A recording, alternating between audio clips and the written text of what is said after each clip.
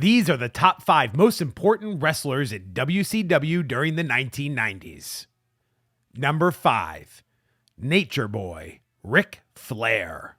Besides Sting, no one spent more time in WCW during the 1990s than Ric Flair. His victory at Starrcade 1993 against Big Van Vader was one of the best storylines of the early 90s, and that VHS cassette was in every single video store during that time.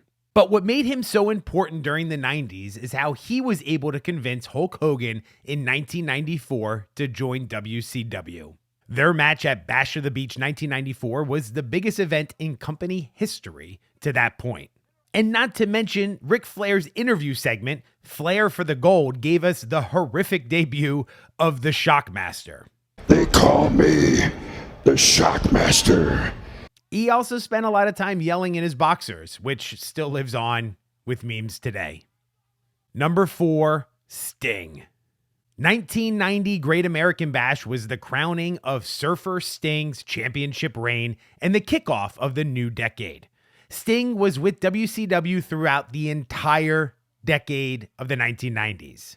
It was Sting's crow gimmick that took the world by storm in the quest to take down the NWO, starting in late 1996. Sting versus Hogan was the biggest match, pay-per-view, and event ever in WCW. Although the match ended in a typical WCW fashion with confusion, uncertainty, and general disappointment, Sting's impact on WCW is undeniable. Number 3, Goldberg. Goldberg spent the shortest time in WCW on this list, but his rise in impact has still made him a star almost 25 years later. Selling out the Georgia Dome with Hulk Hogan was peak Monday Night Nitro.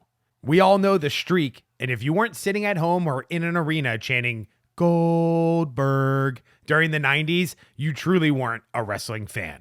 Number 2, Hulk Hogan. Let's face it, if Hulk Hogan doesn't join WCW in 1994, does WCW even make it past 1995? Hogan's the biggest wrestling star of all time. When he joined WCW, they became mainstream. The most important thing of Hulk Hogan's time in the 1990s was when he turned Hollywood. 1994 to 1996 were down years in the wrestling world. Before the Attitude Era, before ECW, before anything else, Hogan turning bad brought millions of lapsed fans back to wrestling.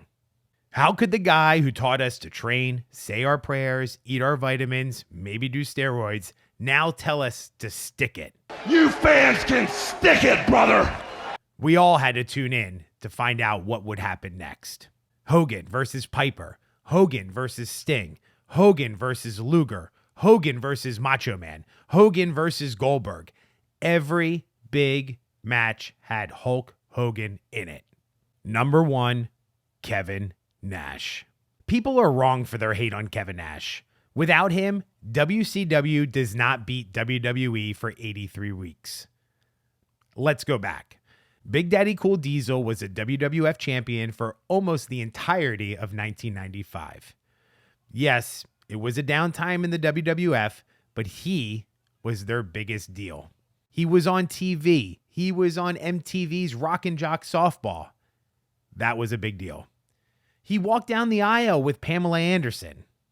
This is peak Baywatch Pamela Anderson.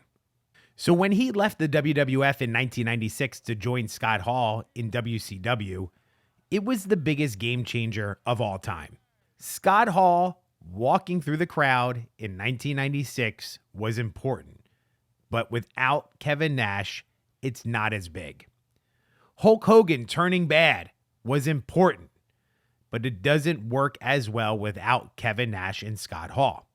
If you think the NWO was the most important thing in wrestling during the 1990s and created the Attitude Era and the wrestling boom and all of the things that you love about wrestling today, the NWO does not work without Kevin Nash. How can anyone be higher on this list? You think Scott Hall and Mabel make this happen? Even Scott Hall and Roddy Piper. Scott Hall and Shawn Michaels. Big deal. Not as big as Kevin Nash in 1996. None of this works without Kevin Nash. Plus, what moment does every wrestling fan hate? but still talks about all the time, the finger poke of doom with Kevin Nash. He is the linchpin to the 1990s in WCW, and for that, he gets our top ranking. Plus, the guy has an amazing cannonball.